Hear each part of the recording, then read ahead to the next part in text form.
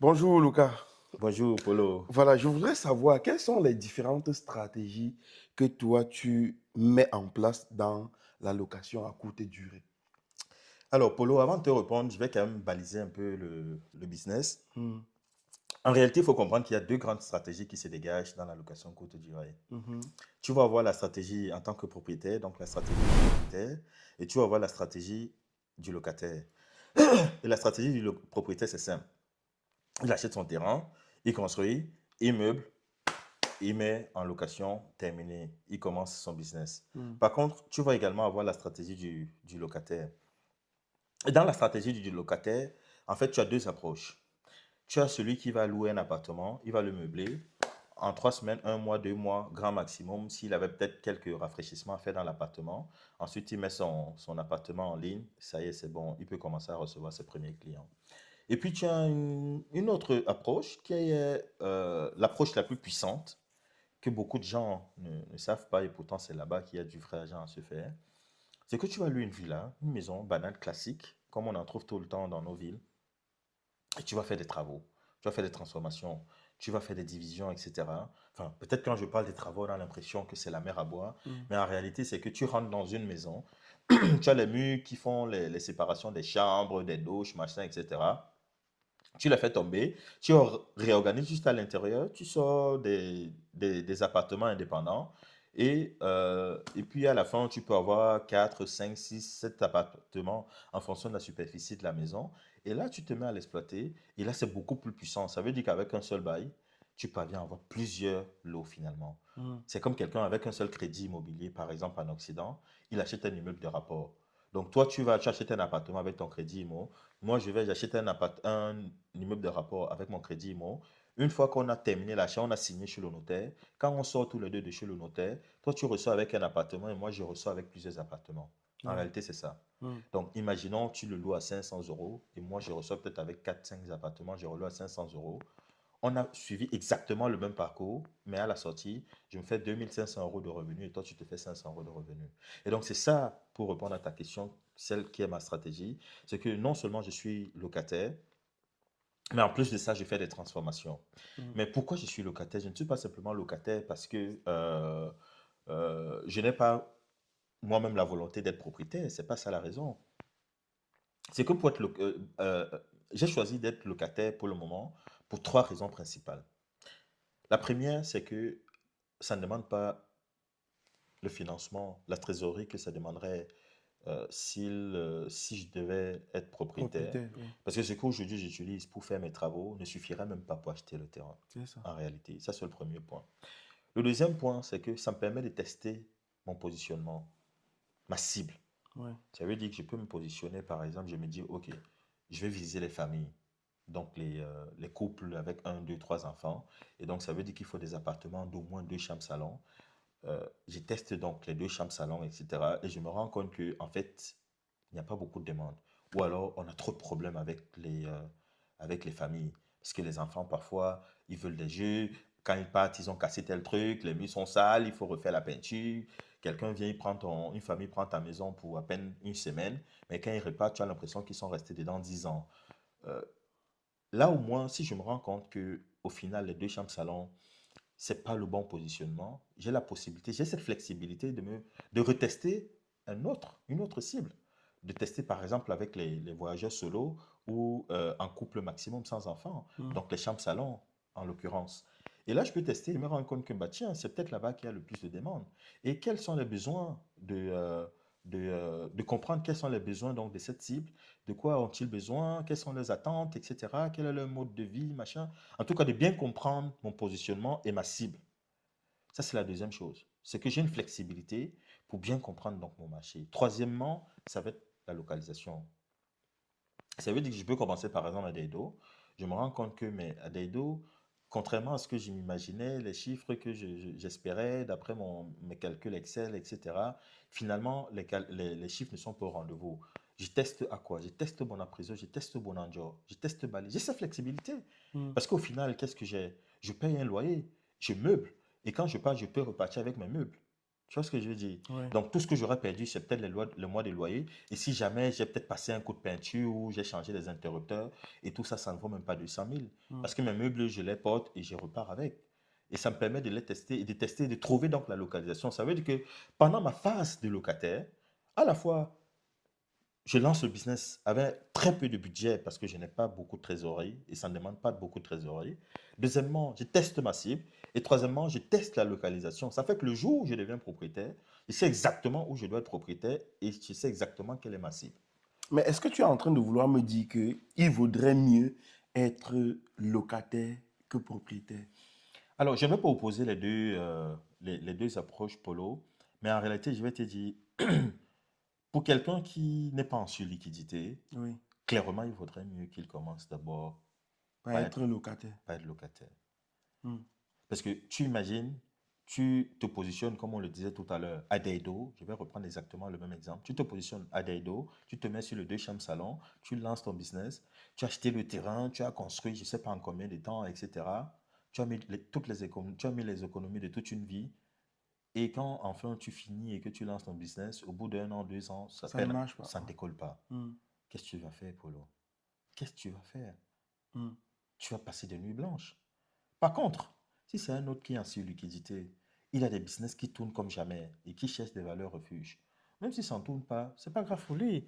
Il peut mettre des locataires classiques, il fait sa location classique, il sait que de toute façon, voilà, même s'il l'amortit ça sur 20 ans, 30 ans, en soi, c'est pas un problème. Il sait que le papin, comme Magic System avait dit, ça ne pourrit pas. Donc, il n'est pas pressé, il n'a pas de souci. Mais par contre, si toi, tu cherches un endroit où tu vas mettre tes économies, les économies de toute une vie, et que tu n'es pas plein aux astres, non, je ne te conseillerais pas de te positionner comme propriétaire. C'est une très, très mauvaise idée.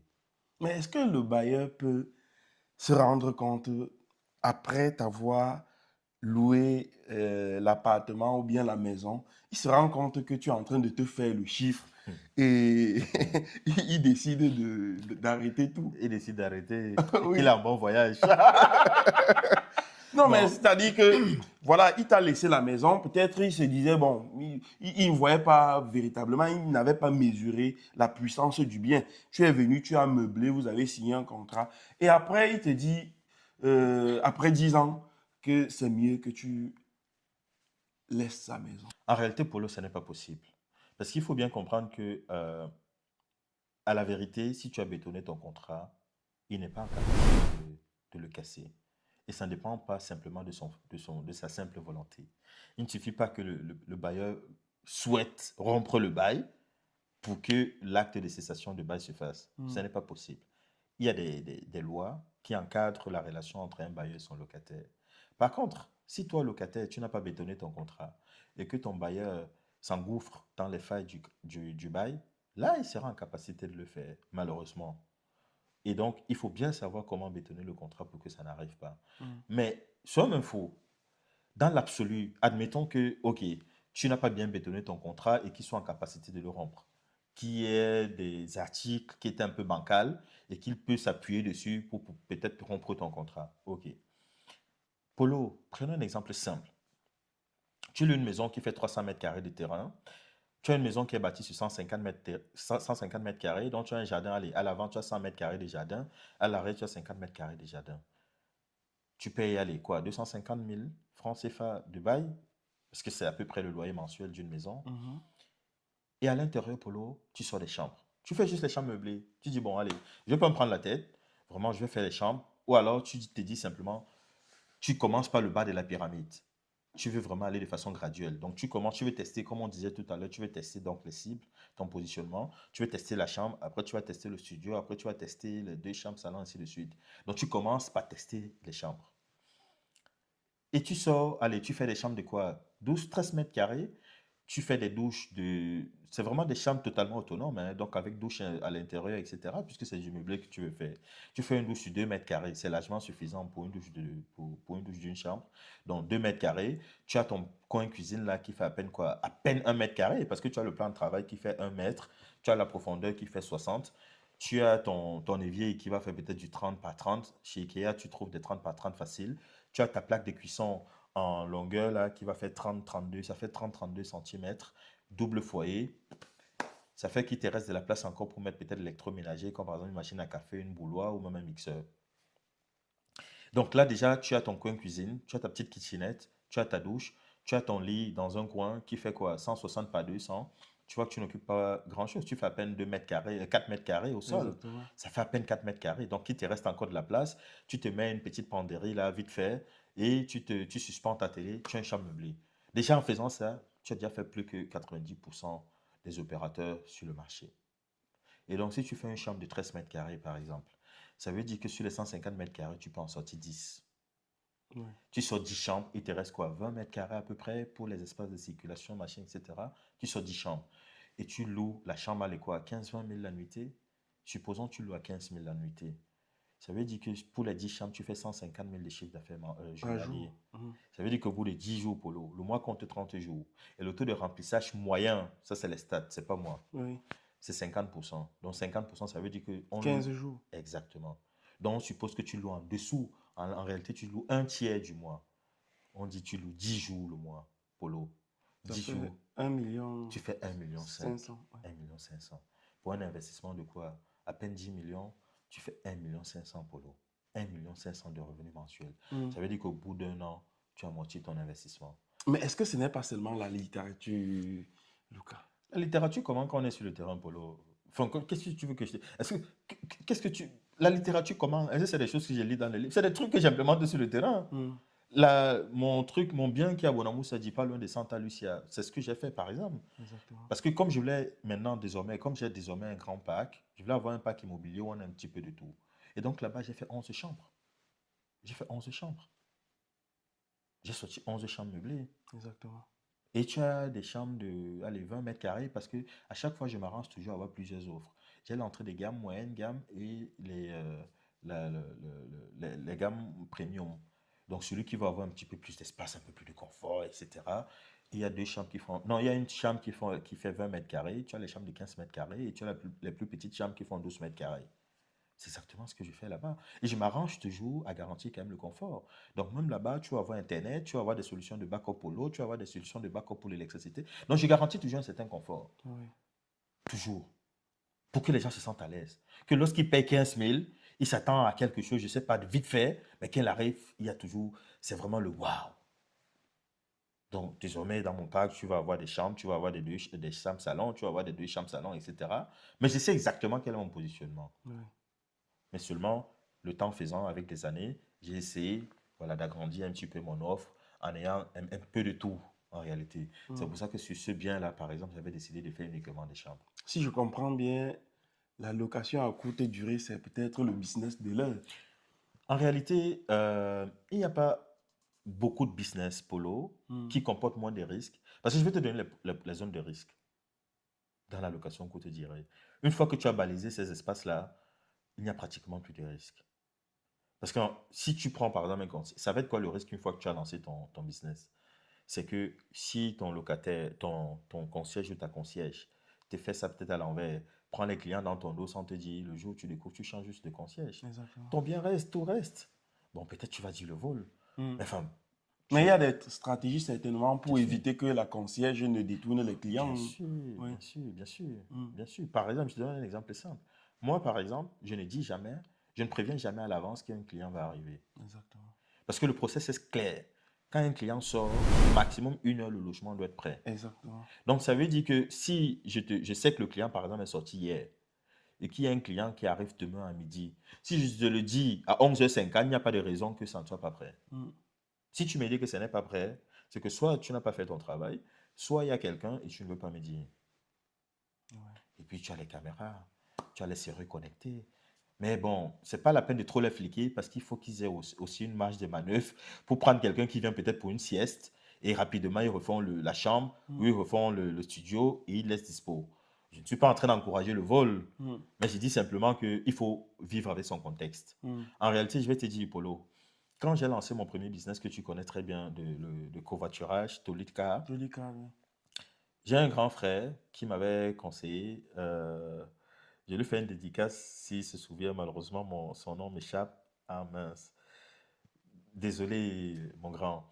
Il m'avait dit que, parce que j'avais fait un business, comme c'était un business qui était basé sur la tech, c'était la tech, hein. Enfin, je veux dire, on avait une plateforme, machin, tout était Tolika, digitalisé. c'était un business de covoiturage. Oui, oui, c'était une plateforme qui mettait en C'est relation ça. Les chauffeurs et et les les clients et les passagers. passagers. Et donc, tout était carré. Mm. Et les gens avec qui je travaillais ne comptaient que sur leur salaire. La façon que j'avais structuré le business et les flux financiers, il n'y avait pas possibilité qu'un seul centime s'égare. Et donc, à partir de ce moment, les salariés ne comptaient que sur leur propre salaire, leur seul salaire pour pouvoir subvenir à toutes leurs charges. Et mon grand là, Patrice, il s'appelle Patrice. Je te fais un coucou, Patrice. Il me dit, mon petit, il faut savoir que dans ton business là, même si tu payes le gars là 150 000, tu auras toujours le turnover que tu es en train de me dire. Parce que j'avais beaucoup de turnover et je ne comprenais pas pourquoi. Ça, Exactement. c'est, on est dans les années 2019. Je ne comprenais pas pourquoi. Il me dit que parce que un gars va préférer travailler devant un Freeland First Bank, prendre 70 000 plutôt que de travailler chez toi. Exactement. Parce que devant, chez un Freeland First Bank, il sait Il a que la il a la possibilité de ce n'est pas recevoir qu'il va donc. voler, Non, non, pas mais du c'est que tout. parce qu'il va être sympa avec les C'est usagers, il ça. va avoir les levées de main. Mm, Ça fait mm, que le mm. soir, il sait qu'il a l'argent pour manger peut-être un poisson brisé, boire une bière et faire sa tontine le dimanche. Et quand son salaire tombe à la fin du mois, c'est pour les grandes charges. Mais chez toi, c'est qu'il faut qu'on travaille 30 jours avant d'avoir le salaire. Même en Angleterre, on a compris qu'il fallait payer chaque semaine. Parce que supporter 30 jours, c'est long. C'est ça. En plus, dans notre contexte où les gens mangent, ils boivent, etc., il y a une telle pression sociale du divertissement que ce n'est pas facile de résister. Tu imagines quelqu'un travaille 30 jours du mois avant d'attendre son salaire, Polo, Mm. avec toutes les tentations qu'il y a dehors. Ah ouais. C'est pas possible. Il va finir, soit il va partir, soit il va finir par taper dans la caisse. Mm. Et donc, à chaque fois que je lance un business maintenant, consciemment, volontairement, je laisse des vannes, mais je maîtrise le débit. C'est ça. Le débit. Oui.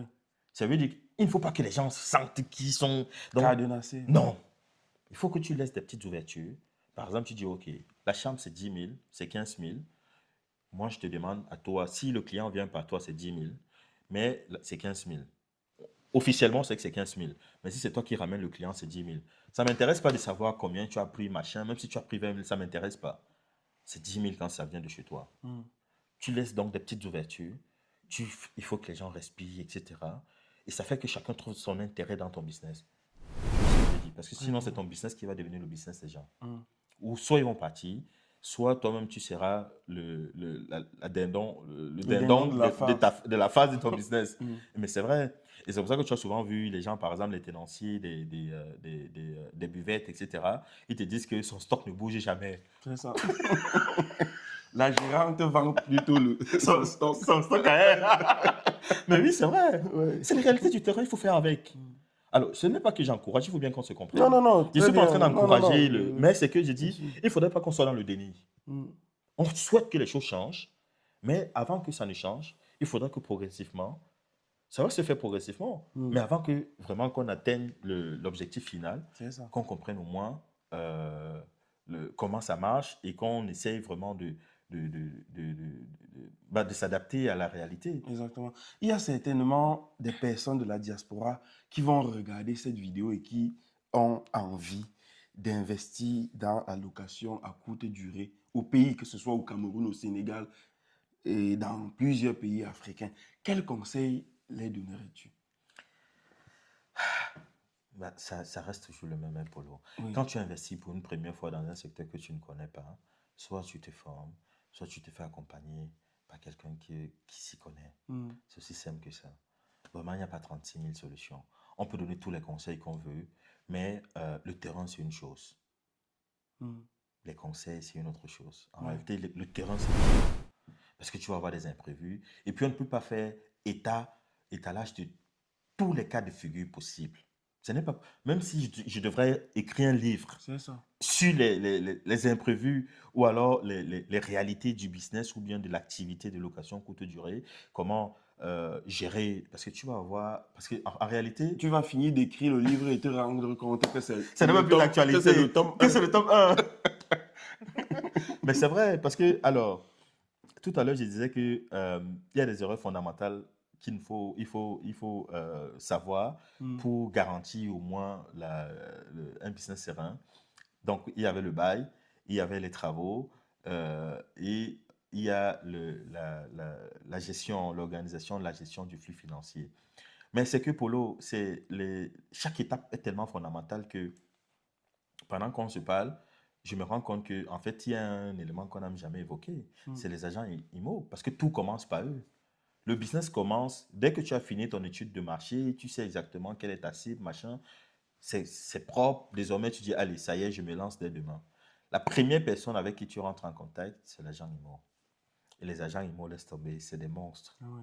C'est des monstres, c'est genre, tu sais comment, c'est incroyable. C'est incroyable. Si tu n'as jamais eu à traiter avec des agents IMO, un agent IMO, parce qu'il faut savoir, tu vas avoir plusieurs catégories d'agents IMO. Tu en as ceux qui sont très procéduriers. Ils vont te dire, il faut ouvrir, il y a les frais de dossier, 20 000, 25 000. Mais avant de commencer quoi que ce soit, tu as déjà déposé 25 000. Exactement. Très bien.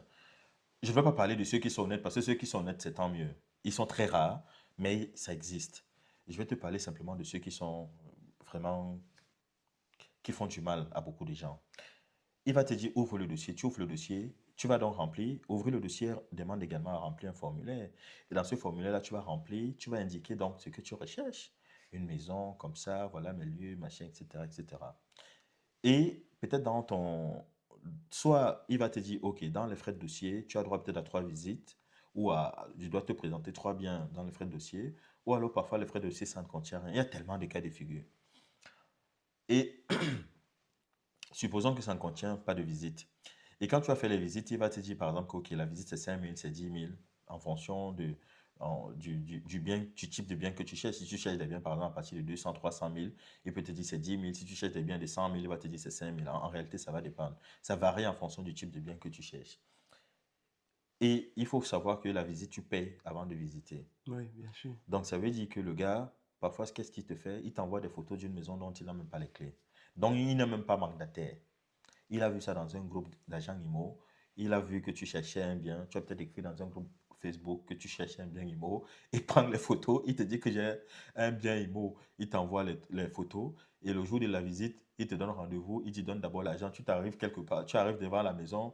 Je ne sais même pas où. Et il commence à dire, il appelle celui qui a la clé. Il ne décroche pas. Il a déjà pris l'argent de la visite. Hmm. Ou alors, qu'est-ce qu'il fait? Tu demandes par exemple un deux chambres salon, il t'envoie les photos peut-être des deux chambres salon, mais quand vous partez vous visiter, il n'y a pas de deux chambres salon. Sérieux? Et bien sûr, bien sûr. Pour simplement soit avoir l'argent de la visite. Parce que qu'est-ce qui va se passer? C'est que quand tu vas visiter, quand il va te donner rendez-vous pour la visite, tu vas venir, tu vas visiter, tu vas dire que non, ce n'est pas ce type de bien que je voulais. J'étais pourtant bien dit ce que je voulais. Mais pour lui, cette visite-là compte. C'est une visite qui va être due. Hmm. Ce n'est pas qu'il va dire, OK, comme je n'ai pas respecté tes critères de recherche, alors on va annuler cette visite, on ne va pas la comptabiliser. Oh que non, il va la comptabiliser. Et si tu avais payé, tu l'oublies. Donc c'est comme ça que tu as plein de gens qui, au bout d'un mois d'activité, il peut ne même pas, il peut faire quoi, 200, 300 000 et ne jamais donner, signer un contrat avec un locataire. Ouais, ouais. Pas parce qu'il n'y a pas de maison à louer, pas parce qu'il n'y a pas de locataire sur le marché, mais parce qu'il ne fait pas le travail. Ou alors parce qu'il n'a pas la volonté de bien faire son travail. Donc, il va te montrer des maisons qui ne correspondent pas à tes critères. Il va t'amener dans des maisons qui ne sont même pas allouées. Mais on a eu ça. On allait visiter une maison pour le propriétaire était dedans. Je te dis la vérité, il a Hmm. commencé à manger la bouche. Mais comment on fait alors pour éviter ce cas de Mais en figure? réalité, c'est simple. En Hmm. réalité, c'est simple pour vraiment ces cas de figure. Hmm. Il faut toujours se dire que tu as un budget que tu vas perdre. Ok. Toujours. Parce que sinon, la méfiance est des deux côtés.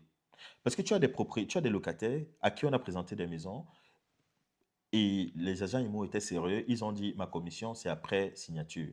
Et quand la signature arrive, le gars, parce qu'une fois que tu as signé le bail, que tu payes, que tu ne payes pas, le bail est signé. C'est ça. Le bailleur ne peut pas refuser que tu en dans la maison parce que tu n'as pas payé la commission de l'agent IMO.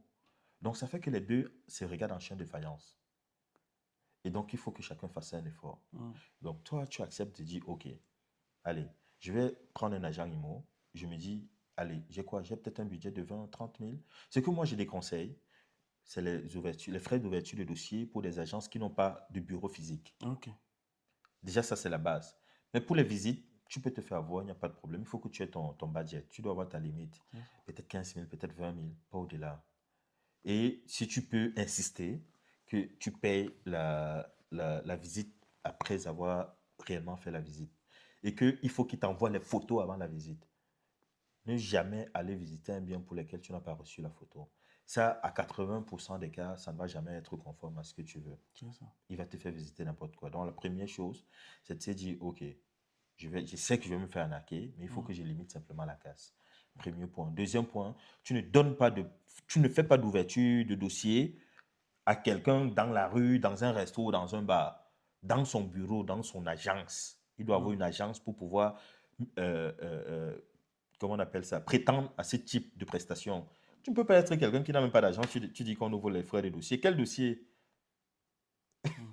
Ça, c'est la deuxième chose. La troisième chose, négocier au mieux que vous pouvez les frais de dossier, les frais de visite après la visite ou alors devant la maison. Oui. Pas que tu me déposes, que je n'ai pas l'argent pour me déplacer, il me faut l'argent devant la maison, je te donne les frais de dossier devant la maison. Et aussi l'autre chose aussi, en fait, c'est que il y a tellement de méfiance, c'est que parfois, qu'est-ce qu'ils vont faire? C'est que ils craignent tellement qu'ils te montrent la maison, tu donnes même les frais de visite, mais après tu reviens sans lui pour justement, Ah oui, pour le aller payer. court-circuiter, Oui, je comprends. pour ne pas payer le mois de commission. C'est Qu'est-ce qu'ils ça. font? La maison, par exemple, je dis n'importe quoi. Mais est-ce que tu connais celui qui est détenteur de la maison, le Mais propriétaire, tu ne le connais pas? même si je ne le connais pas, il n'a pas les voisins, hein. Ah, ouais. Est-ce que la dame qui fait le call box ne le connaît pas? Est-ce qu'il il va pas s'évaporer dans la nature et que C'est ça. l'agent IMO l'a connu comment?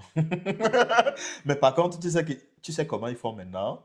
C'est que la maison, par exemple, va se trouver à un point X.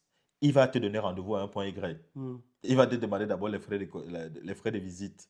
Et donc, il va voir ton sérieux avant de t'amener maintenant visiter. Ok. Donc, jamais, tu vas voir, il va te mettre la pancarte, il va te mettre un point de référence, il va peut-être mettre ça dans un carrefour, un endroit comme ça va être son point de référence, qu'il te donne rendez-vous, il te donne rendez-vous là-bas. Parce qu'il peut te donner rendez-vous, Non, je comprends très il peut bien. te donner rendez-vous, tu ne Devant- l'appelles même plus et C'est tu ça. le contournes, tu pars pour voir la maison sans lui. C'est ça. Donc, même la première visite, tu l'as fait sans lui. Parce que il faut qu'il te donne bien rendez-vous pour que vous voyez. Donc, imagine, il te donne rendez-vous devant la maison. Ouais. Tu peux même partir même 2 jours après, ou ne même plus prendre son appel et tu pars même 2 jours après, Hmm. puisque tu connais déjà, tu as déjà les photos de la maison, tu te rends dans le lieu. Donc, qu'est-ce qu'il va faire? C'est qu'il va te donner rendez-vous peut-être, il va te donner les photos de la maison, mais il va te donner rendez-vous peut-être même à 2-3 km de la maison. Hmm. Ça fait qu'avec les images, ça va être difficile que tu De retrouves la maison, repérer de le retrouver lieu. la maison. Ouais. Donc, ça fait que, en fait, les gens se regardent tellement, il y a tellement une atmosphère de méfiance que c'est grave, quoi. Voilà. Après les biens que tu as déjà du côté de Bonamou, ça veut dire nous sommes à 1, 2, 3, 4. Les perspectives à court et à moyen terme, Lucas, je ne vais pas parler du long terme, mais court et moyen terme. En réalité, à ce stade-ci, je veux vraiment me focaliser d'abord pour finir tous les travaux. Parce que comme tu le sais, le troisième, il est costaud. C'est ça. Et vraiment, l'objectif, c'est vraiment de finir Le d'abord. troisième, c'est un R plus, Plus 2, oui. plus 2. Voilà. Oui. Donc, l'objectif, c'est d'abord finir vraiment les travaux là-bas. Parce que Oui. on a une vingtaine d'appartements, c'est costaud. Mm. Donc, l'objectif vraiment, c'est de vraiment finir les travaux là-bas avant de se positionner sur un autre challenge. Merci beaucoup, Lucas, de t'être Merci, prêté à mon cet Polo. exercice. Voilà, merci aussi les gars qui avaient suivi cette vidéo. Dites-nous ce que vous pensez dans les commentaires. On se dit à très bientôt.